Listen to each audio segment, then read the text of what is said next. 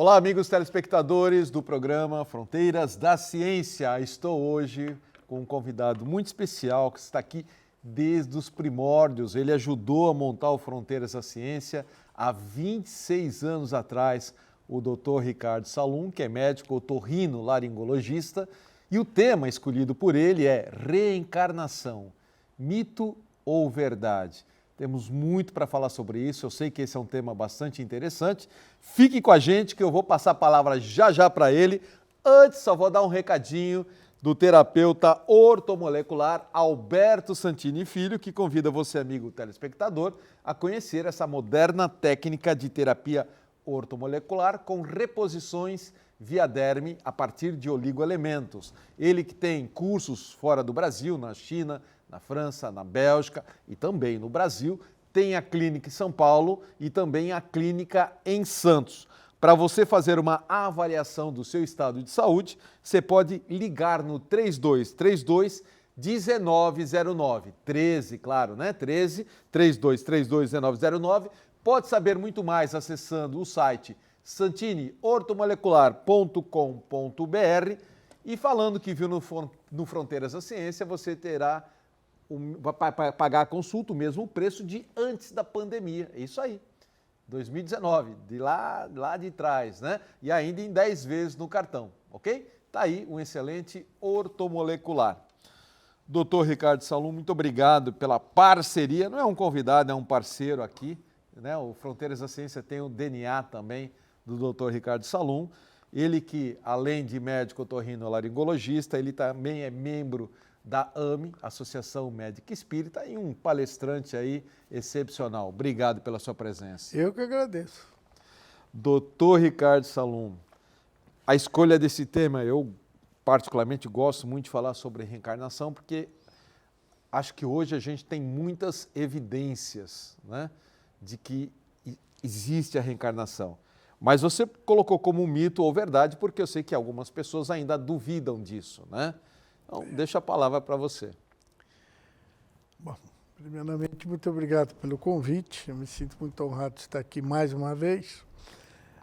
Mas você tem a obrigação de, no mínimo, bater o ponto uma vez por ano, porque o DNA seu está aqui também. Eu estou à disposição. Jadir, é um tema que, para alguns, não tem dúvida nenhuma, e para outros é controverso. E é controverso porque existe um viés político em tudo que existe no mundo e não é aí que deveria deixar de ter. Então, as maiores pessoas da humanidade, Sócrates, Platão, Arquimedes, filósofos de uma lista assim enorme, são reencarnacionistas. Então, porque a reencarnação ela tem lógica, porque você não pode ter um tema que não tenha lógica, que não tenha fundamento, principalmente eu que sou ligado à ciência, pela minha profissão, sou médico, então, e cirurgião, quer dizer, cirurgião é pior, porque o cirurgião é cartesiano, ele precisa ver para crer, São Tomé, né? Precisa fazer, cortar, ver, olhar, resolver, acabou, fecha, sutura, atenuante. Tá. Então, a gente tem uma certa bitola, vamos dizer assim, né, em acreditar naquilo que tem fundamento científico, que você tem, que é palpável, e não fica no terreno da elucubração mental, aí na estratosfera. Então, a reencarnação ela tem uma lógica completamente evidente, né? Então, nós temos aí casos, por exemplo, na Índia, né, uma menina que nasceu e começou a falar que ela era fulana de tal, ciclana, e aí pesquisador Ian Stevenson, que é o maior pesquisador do mundo em reencarnação, foi atrás para saber lá na família, ela relatava tudo, né? E quem era ela, quem havia sido ela. E o Ian Stevenson vai falar com o marido dela, que já tinha desencarnado na hora do parto. E começa a perguntar sobre... o Ian Stevenson falou assim, mas ela está falando a mesma coisa. Exatamente o que ele está falando, ela está falando. E aí fizeram um encontro, e até foi interessante, porque o Ian Stevens manda o primo do marido, né? E ela olha, ela é criança, e olha e fala assim, não, ele não é meu marido, ele é o primo do meu marido. Não se conheciam, cidades distantes, né?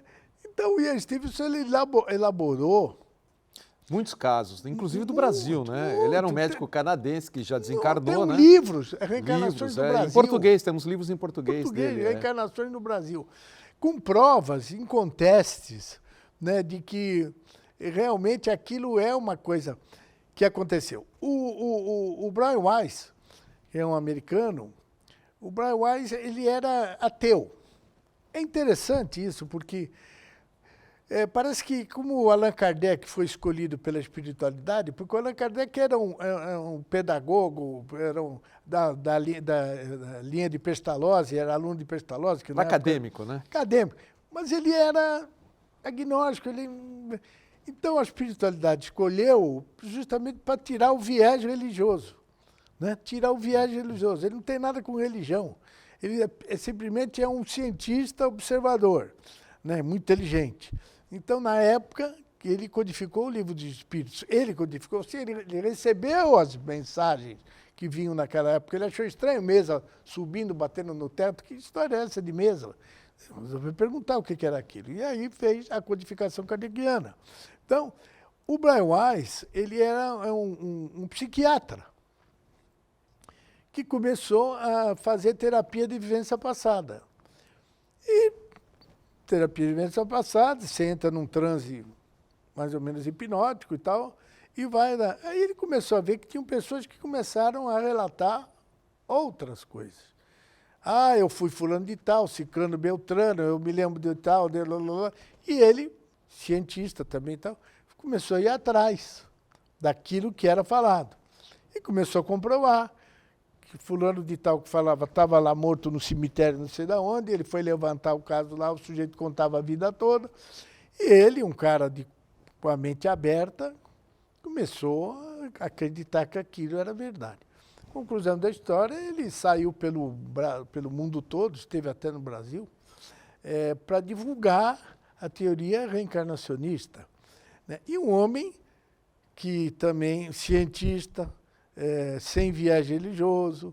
Quer dizer, as coisas têm que ser assim, porque senão você fica aquela turma que diz assim, mas é coisa de religião, é coisa de católico, é coisa de evangélico, coisa de espírita, inventa coisas para dizer não. Então, a ciência ela tem que, como diz Kardec, no dia que a ciência contradisser a religião, mude-se a religião. Ele falou isso. Né? Ele colocava a ciência como a base de tudo. A religião é outra coisa. Porque religião, no final da história, é criada pelo homem. Religiosidade é outra coisa, está no meu livro. Afinal, porque adoeceu. Religiosidade você nasce, é a tua espiritualidade. Você não precisa ter religião, você precisa ter religiosidade. Agora, a religião é criada por homem. Né? Então, existe essa coisa que é difícil. E a gente tem hoje muitos relatos de crianças que têm lembranças de vivência passada. Recentemente eu vi um menininho americano que lembra, e os pais são ateus, ele lembra de que ele foi bombardeado porque ele era um piloto da Força Aérea Americana na Primeira Guerra Mundial, se não me engano. Segunda Guerra Mundial. Jamie Leninger. É isso. Essa história é impressionante. E ele conhece o avião, assim, detalhes do avião, e é uma criança que nunca entrou nem no avião. Esse caso é muito interessante, eu acho que esse caso é, assim... Emblemático, né? Emblemático e não tem como contestar. Ele, com 2 anos de idade, ele começou a ter pesadelos. A história dele é essa, ele começou a ter pesadelos. E aí ele dizia... O avião está pegando fogo, o avião está pegando fogo, com 2 anos de idade. O avião está pegando fogo. Os pais procuraram uma ajuda psicológica. Uma psicóloga que era reencarnacionista. Ela tinha como especialidade a reencarnação. E foram conversar com ela como é que se poderia lidar com esse tipo de coisa. E ela disse, deixa ele falando. Deixa ele falando. O pai leva o James para um museu de aviação. Ele entra no museu e começa a descrever os aviões. Ele não sabia ler. E detalhes de dentro do avião, inclusive, né?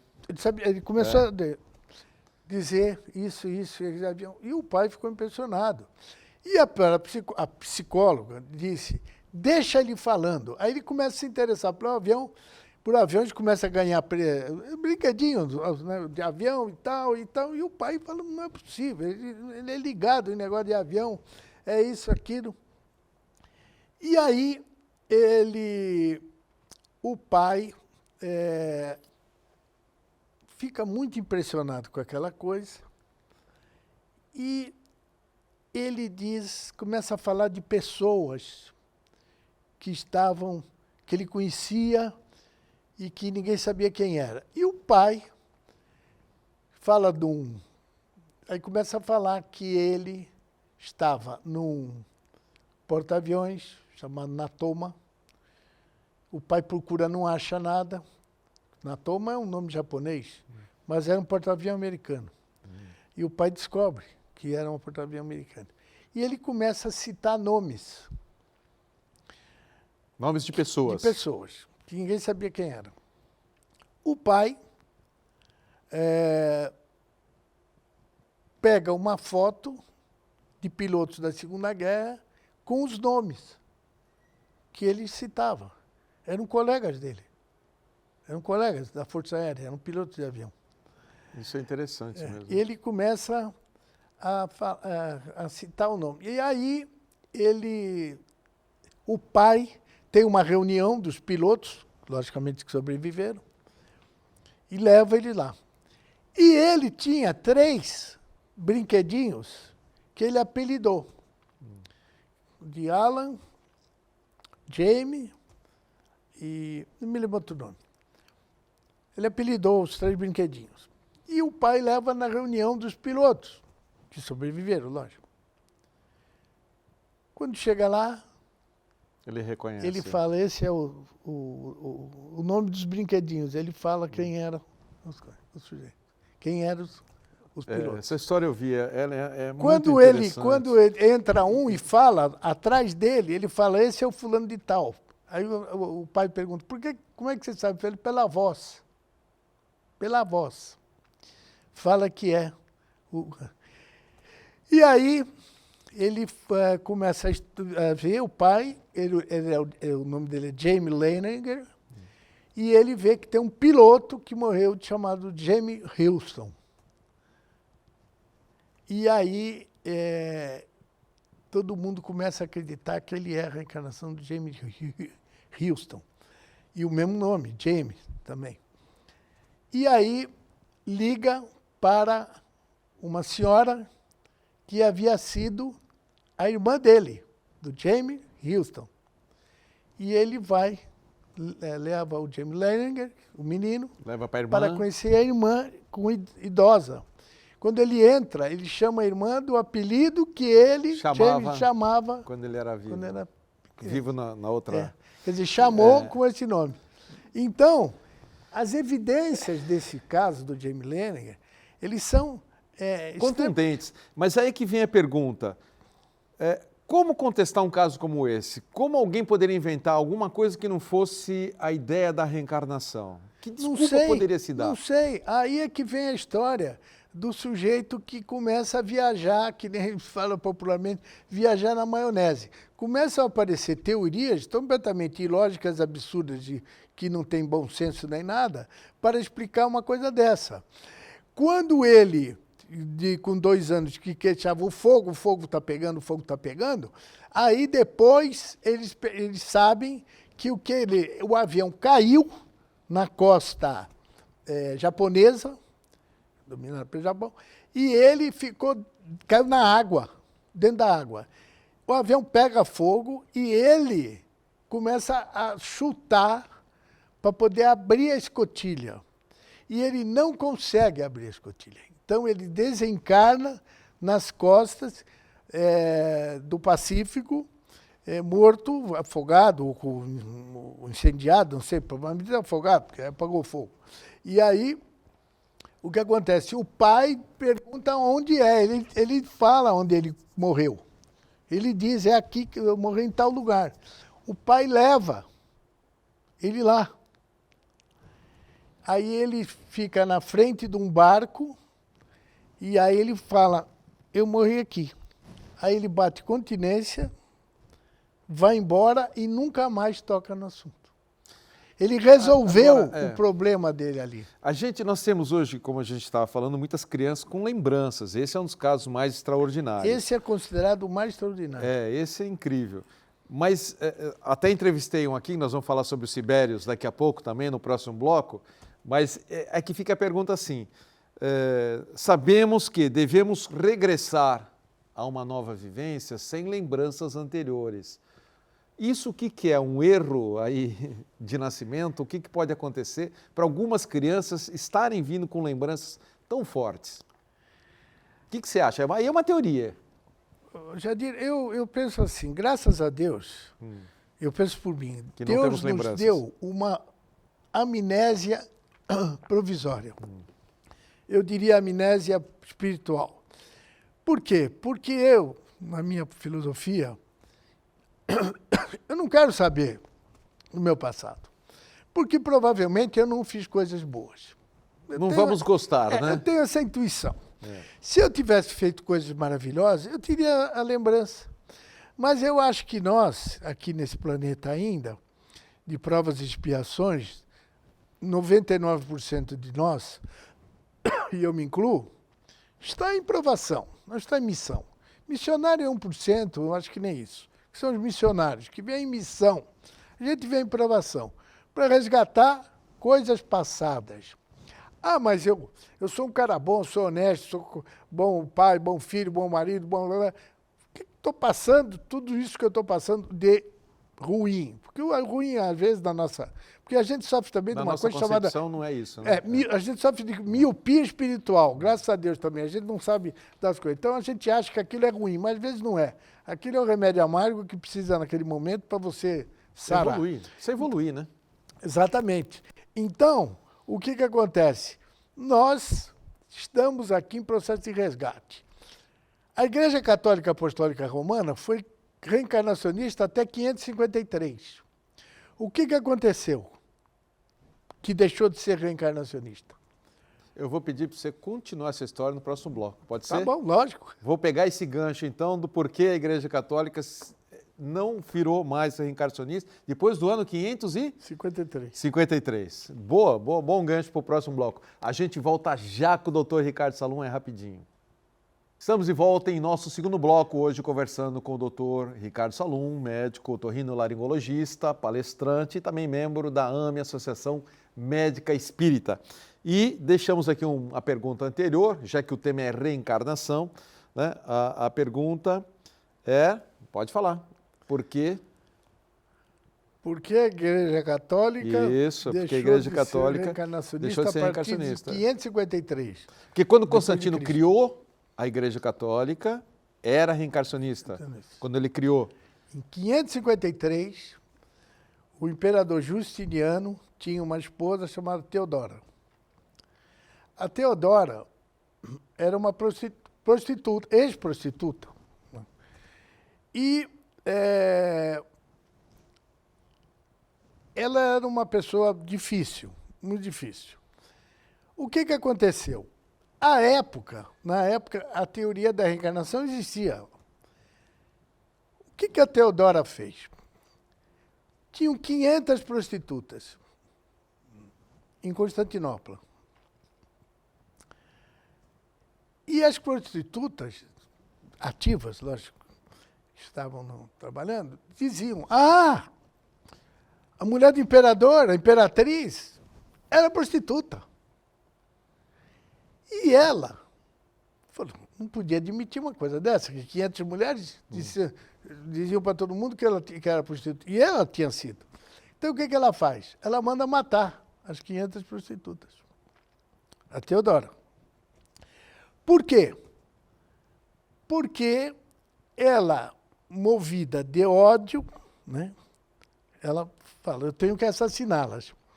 Quando ela mata as 500 mulheres, aí dizem para ela, você vai ter que reencarnar 500 vezes por cada mulher que você matou. E ela fica apavorada.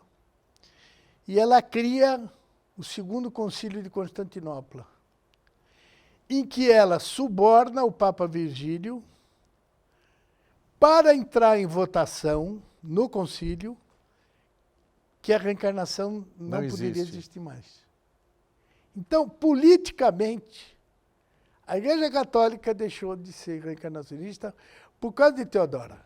Ela consegue isso e a reencarnação perde por um voto. Ela exécra o Virgílio, o Papa dela, né? E a Igreja Católica, a partir daquele momento, tinha que achar alguma coisa. E a Igreja Católica fez da reencarnação a ressurreição. A ressurreição é a mesma coisa, porque ninguém pode ser ressurgir do pó. Isso é bíblico. Tu és pó e ao pó voltará. Como que você pode voltar no mesmo corpo se o teu corpo virou pó? Você tem que voltar em outro corpo. Isso é lógico, é evidente. A ressurreição não pode se voltar no mesmo corpo, tem que voltar em outro. Se você volta em outro, é reencarnação. Então, a palavra ressurreição, que ficou no lugar, porque tinha que se achar alguma palavra, é nada mais nada menos do que reencarnação. Então, foi mais ou menos por um século que a Igreja Católica era reencarnacionista, porque Constantino criou, foi no 400 e pouco depois de Cristo, não foi? Sim. A Igreja Católica, ela sempre foi reencarnacionista. Ela sempre foi reencarnacionista. O problema todo é que essa mudança de paradigma foi um problema político. Foi um problema político, foi um problema de uma pessoa em que o imperador deu aso para que ela se manifestasse, a Teodora, e a coisa mudou. Então, hoje nós vemos, assim, com uma certa... uma quantidade enorme de reencarnacionistas que não se manifestam. Não só na Igreja Católica, não, absolutamente, nada disso, mas de pessoas que estão ainda... por isso que eu disse, é mito ou é verdade? É verdade. Verdade, porque existem, como você falou, fatos absolutamente científicos em que comprovam... Incontestáveis, né? Incontestáveis, né? Não tem como você dizer como. O caso desse menino, Jamie Lerner, como que ele vai encontrar a irmã dele e fala para a irmã o apelido de infância que ela tinha? Ninguém sabia. Não, essa história é incrível. Tá aí no YouTube para quem quiser pesquisar. E essas crianças que aparecem tocando piano... É isso que eu ia entrar, exatamente esse é o ponto. Eu ia começar agora, porque alguns anos atrás, já faz bastante, o programa completa 26 anos e nem sei se foi há 15, 20 anos atrás, eu tive a oportunidade, alguém me trouxe, eu peço desculpas, quem foi que me trouxe? O menino Sibérios, que é da Paraíba, né? Campina Grande. Campina Grande. Então, lá, Nordeste, lá, ele trouxe esse menino que tinha problemas mentais, deficiências, né? Só que ele tocava magistralmente desde pequenininho. O pai dele esteve aqui e a história era que uma vez a família dormindo, de noite, de madrugada, ouviram música vindo da sala, foram para lá, era o menino que os dedinhos dele mal conseguiam abrir o suficiente para tocar as teclas, então ele ia buscar as notas musicais, tocando piano incrivelmente. Né? Maravilhosamente. Maravilhosamente. E eu entrevistei esse menino aqui, ele veio aqui, que explicação você dá para isso, né? Como pode explicar alguém, ele ainda era uma criança pequena, com problemas mentais, inclusive, né? Eu não sei qual era o problema específico dele, não sei se o doutor Ricardo Salum sabe, mas ele tinha até uma série de dificuldades, mas tocava bem e não aprendeu, era uma lembrança, era alguma coisa que veio com ele, né? Então eu não vejo uma explicação que possa se dar para isso, a não ser que seja a reencarnação, não é? Você conhece melhor ele do que eu. Se não me falha a memória, eu o conheci pessoalmente. Se não me falha a memória, pode ser que eu esteja falando uma coisa. Mas eu tenho quase certeza que eu vou falar. Ele compôs uma melodia aos 3 anos de idade, o Sibelius. Ah, não, tinha algo assim, sim, é Ele verdade. compôs. Agora que você está falando, eu estou lembrando, Ele é isso compôs. mesmo. E aí, o que aconteceu? Isso mesmo. O pai dele levou ele no Chico Xavier. E o Chico falou, ele é reencarnação. Perguntou para o pai, por que você pôs esse nome? De Sibelius, né? Sibelius falou, não sei. Não sei. Tive uma intuição, pôs esse nome. E o Chico fala assim, ele é Sibelius. Ele compôs com Mozart. Ele é Sibelius. Que foi um grande músico na época de Mozart. Compositor junto com Mozart. Então, assim como o James também, né? O pai deu o mesmo nome que ele teve em outra vida, com outro sobrenome apenas. Não entender. Então, o Sibelius, eu ouvi tocar presencialmente 2 vezes. E é uma coisa inacreditável, porque ele tem eu não sei dizer assim, não sou neurologista. Uma pequena atrofia, né? Não, ele tem uma dificuldade assim, motora, por incrível que pareça. E eu cansei de ver ele conversando e tocando piano, ou ele olhando para trás e tocando assim. Sem olhar, sem né? olhar, sem nada. Quer dizer, é uma coisa ali completamente intuitiva. Eu até ia trazer, nós não conseguimos colocar, o vídeo de uma menina cega, completamente atrofiada e tocando magistralmente não sei se foi no Central Park de Nova York, não sei onde foi. Todo mundo em volta, aí todo mundo fala, mas como é possível? Aí aparece um músico, alguma coisa, falando, não é possível ela conseguir tocar essas notas. Um músico meio assim, nipônico, né? E é uma coisa estarrecedora. Um menino de 2 anos que toca magistralmente. Como que é possível uma coisa dessa? A não ser que você acredite que aquele menino conhece pauta, conhece tudo, trouxe isso aí de outra vida. Aí vem as explicações mais estapafúrias do mundo para explicar coisas que estão muito evidentes na cara da gente. Já ouviu falar? Como é que era? Memória celular de ancestral, que veio... Eu acho isso tão... Eu não sou médico, mas eu acho uma explicação tão esdrúxula, né? Nós temos o nosso médico psiquiatra, o Dr. Flávio Brown, que inclusive faz terapia de vivências passadas, né? E acho que explicaria melhor do que nós, né? Do que eu. Você é médico, pelo menos. Eu não. Mas eu acho incrível isso, né? Essas explicações esdrúxulas. O terapeuta de vidas passadas, o Brian Weiss, o Flávio, eu chamo de Flavinho, carinhosamente, o que eles fazem é tentar descobrir o porquê daquilo, do trauma, disso, da neurose e tal. E o que acontece? Eu me lembro muito bem de um programa do Jô Soares, muitos anos atrás, um psiquiatra judeu, que não era reencarnacionista, lógico. E ele dá uma entrevista muito interessante para o Jô, e o Jô fala, conte um caso interessante. Ele falou, vou contar um. Eu tive uma paciente que não podia chegar perto de pássaros. Ela tinha medo de pardal, de tudo. Tudo que tivesse pena. Aí ele falou, pô, ela tem trauma de alguma coisa, não é só porque qualquer passarinho, qualquer coisa, ela não pode ver.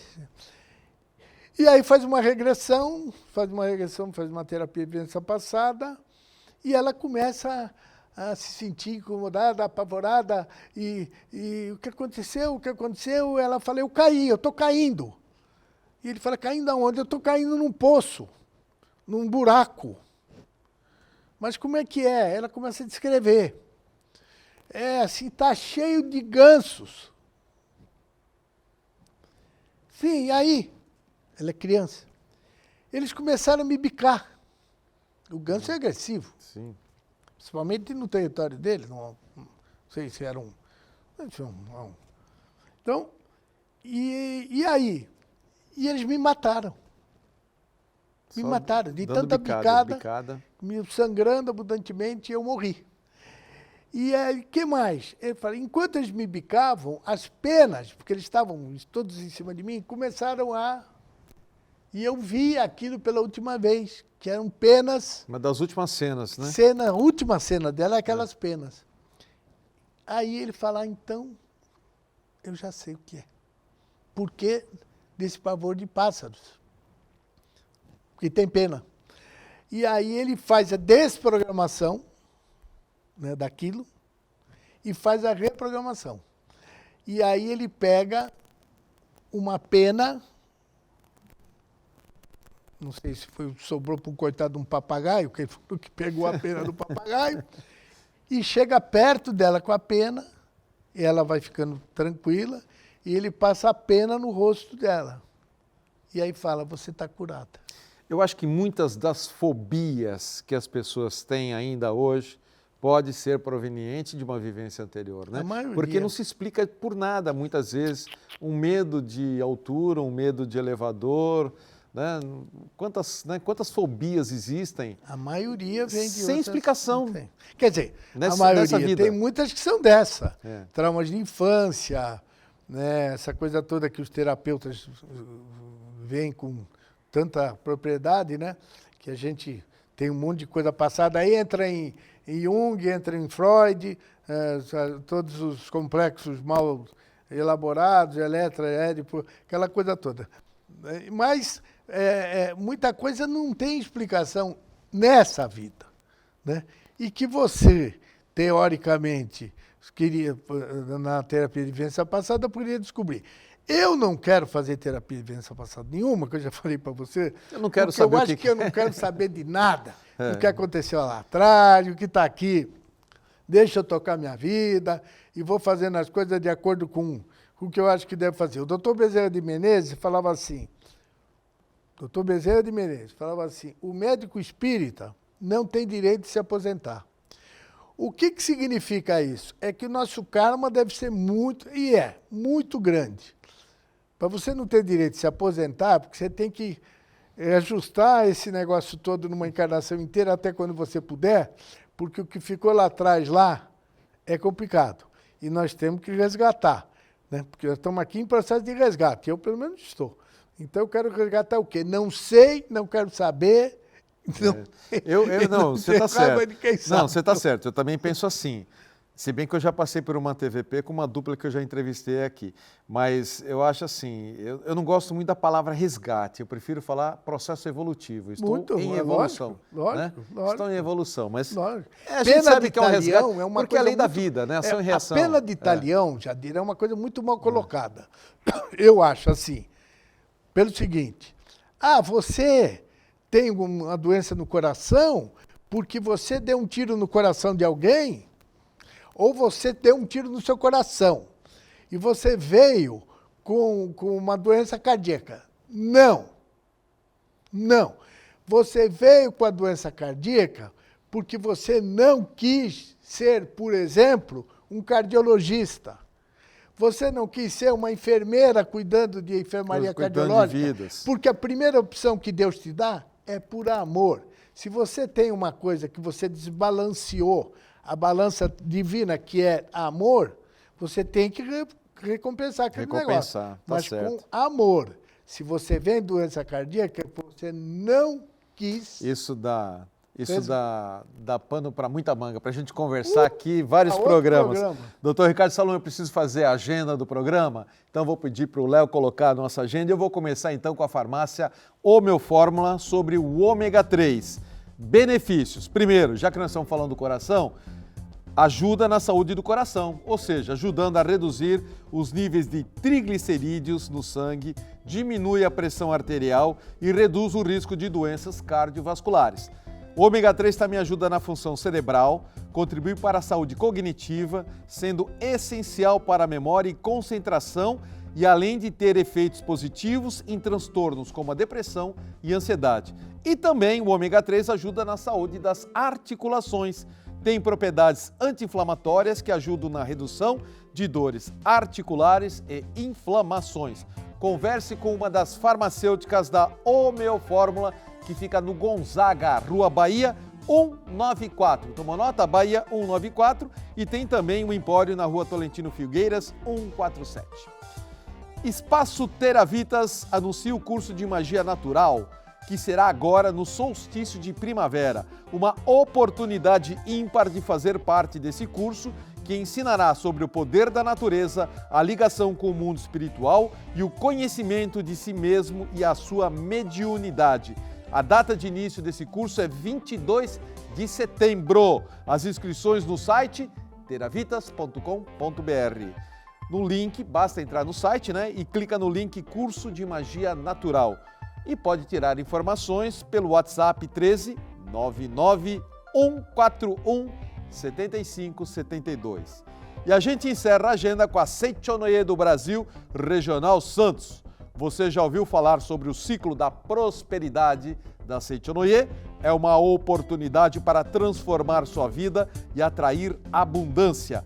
O ciclo de prosperidade é um conjunto de ensinamentos que promove a harmonia entre o ser humano e o universo, ajudando você a desenvolver uma mentalidade positiva e realizar os seus sonhos. Venha participar das atividades e palestras que irão te guiar nesta jornada de autoconhecimento e crescimento. Mais informações na Regional de Santos, Rua Leonardo Reutemann 17, ou pelo telefone 3232-6687. A gente volta já com o doutor Ricardo Salum. É rapidinho. Estamos de volta já em nosso terceiro e último bloco hoje, batendo um papo muito gostoso com o Dr. Ricardo Salum sobre reencarnação.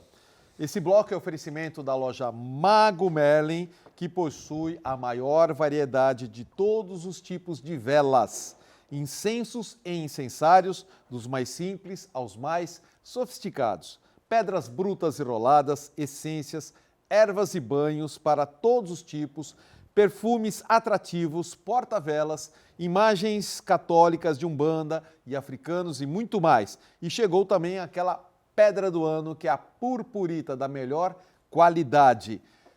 Basta entrar lá, procurar o André ou uma das meninas, fala que viu no Fronteiras da Ciência e você terá um atendimento VIP. Loja Merlin, qualidade e melhor preço da Baixada Santista, no Gonzaga, na Rua Pereira Barreto, número 12, ou pelo WhatsApp, você pode ter informações, que é o 99662-0929. Doutor Ricardo Salum, vamos aproveitar aqui o ensejo que você, além de reencarnacionista, espírita e também médico, um homem da ciência, na sua classe médica, o que você percebe dos seus companheiros de trabalho, da sua profissão na área da saúde? O que eles acham da reencarnação? Conversam sobre isso? Você tem a impressão deles? Está aumentando, está diminuindo? Jadir, o que acontece? A medicina está conseguindo muitas coisas, porque o que mais a gente vê é médico, o espírita enrustido. É o cara que não quer se expor. Não quer se expor.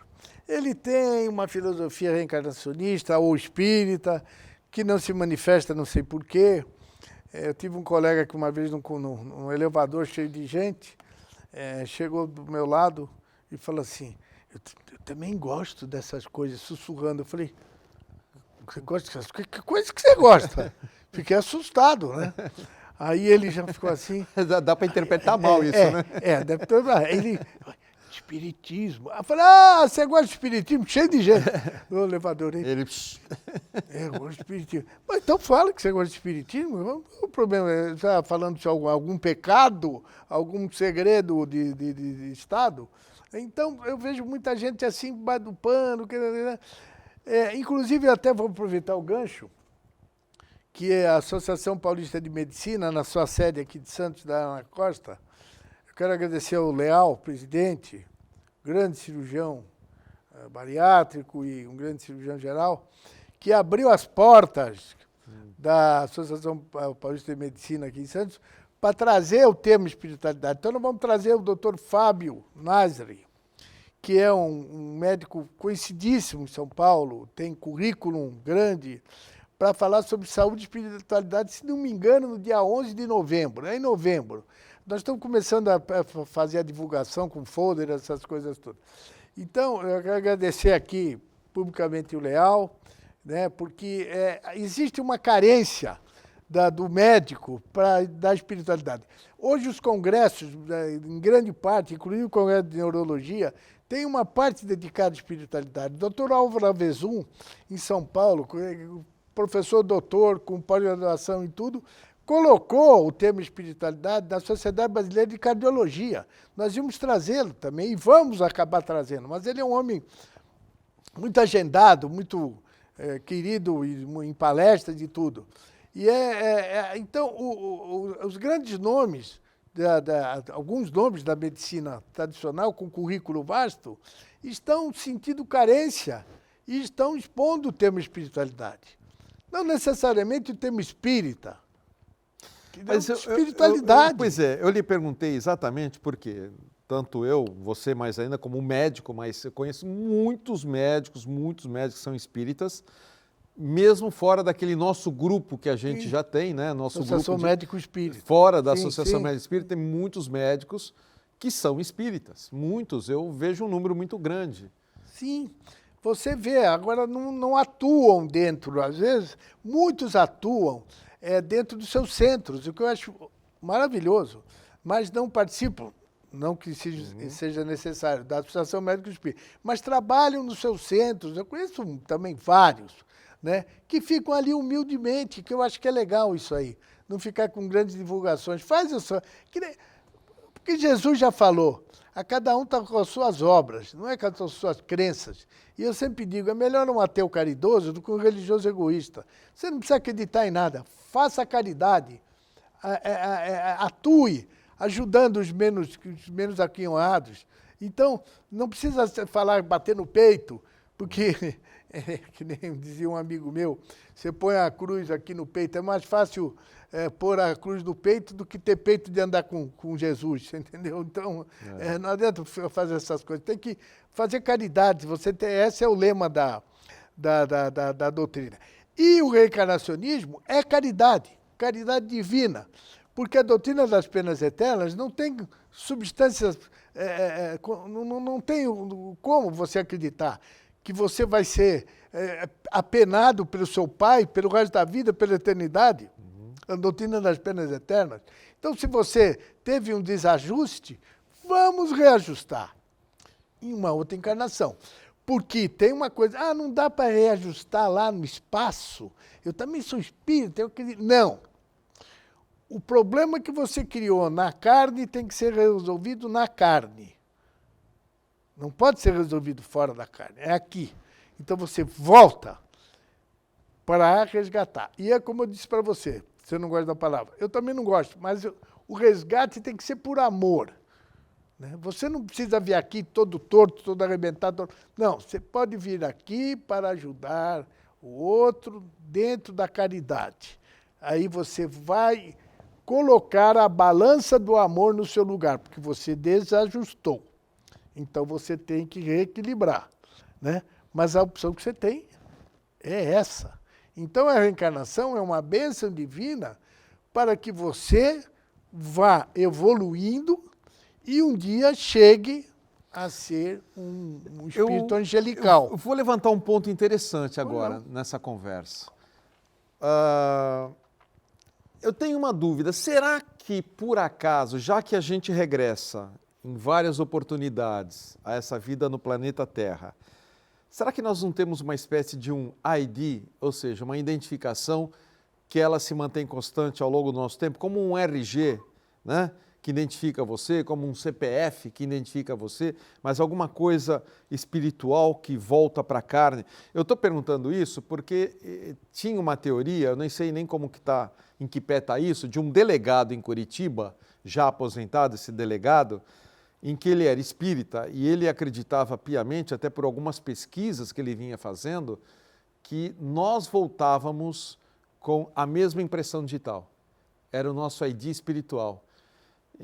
Isso só foi possível mais recentemente, porque não é tantos anos atrás que a gente fazia o registro pela impressão digital.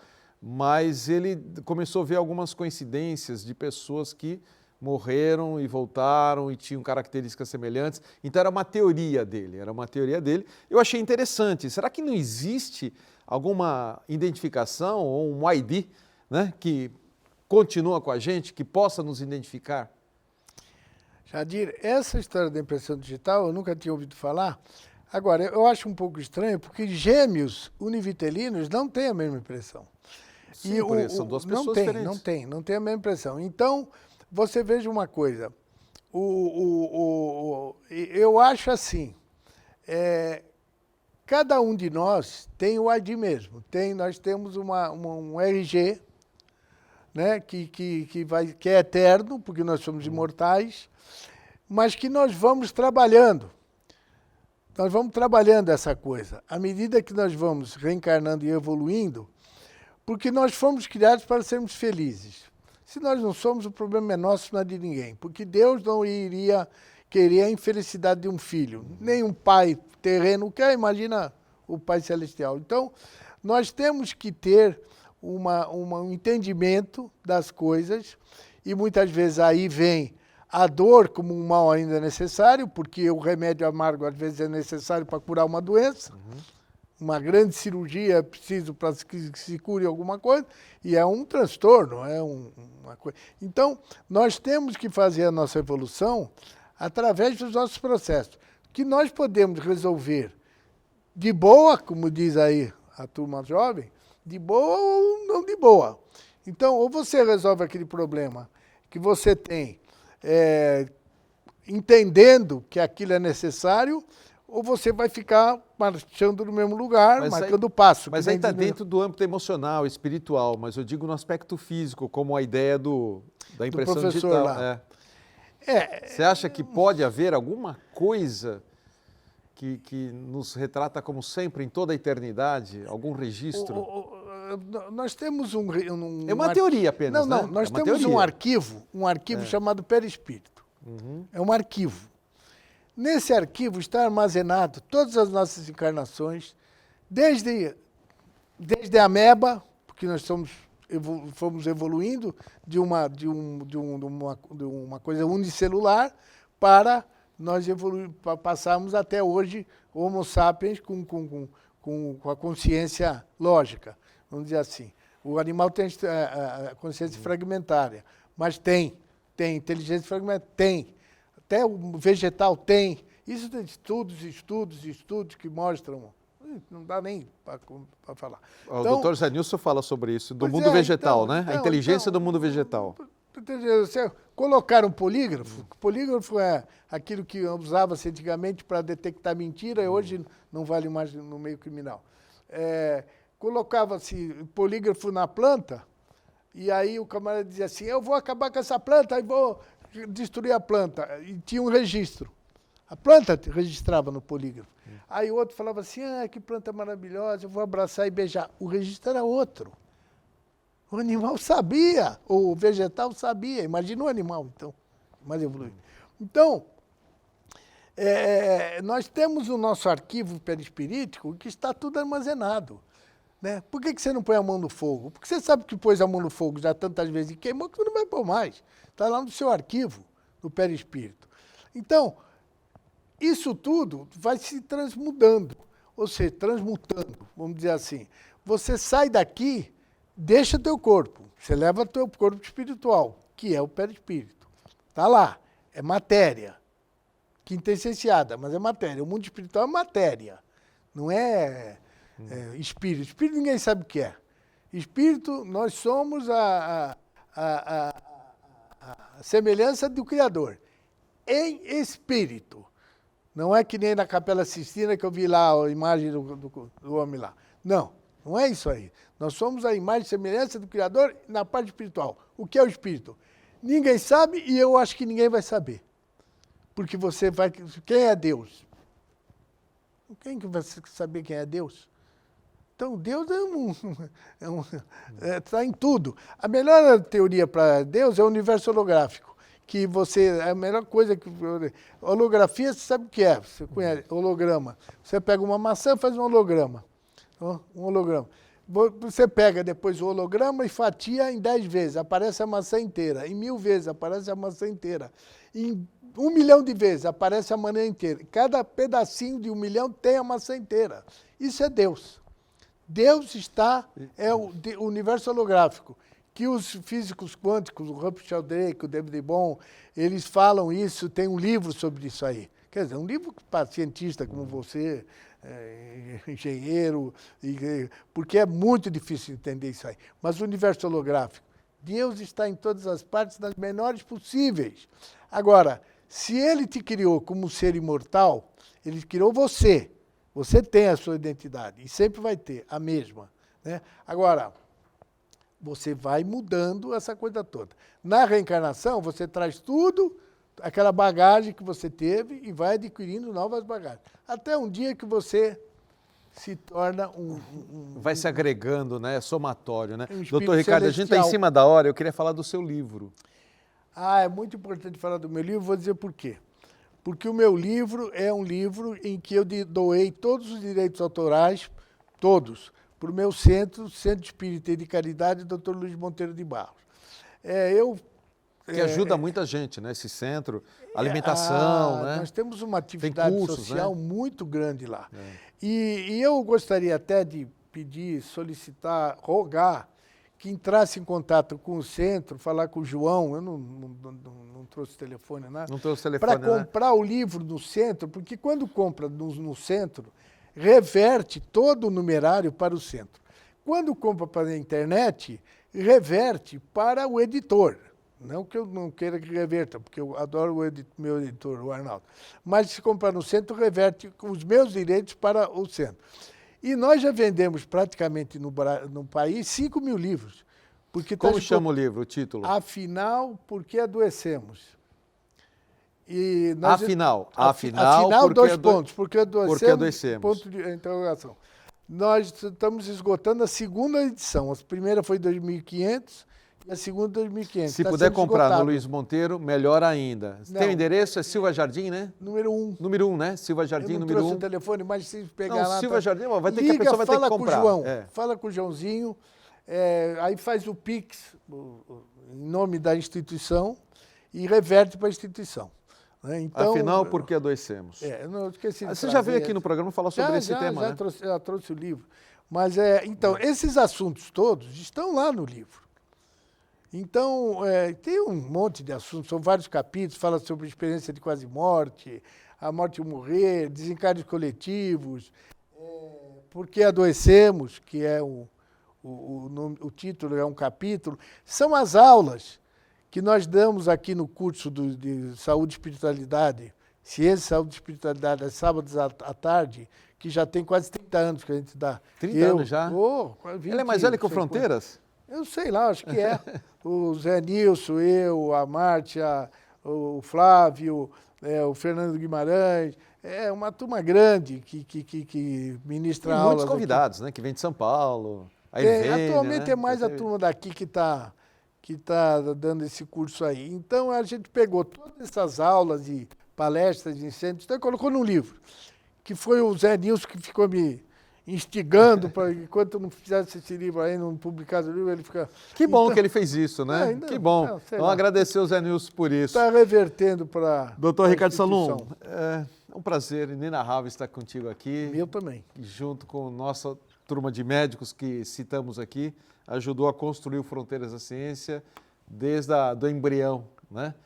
Eu lembro que foi uma reunião em julho, há 26 anos atrás, e o programa começou em novembro, há 26 anos atrás. Verdade. Então, obrigado.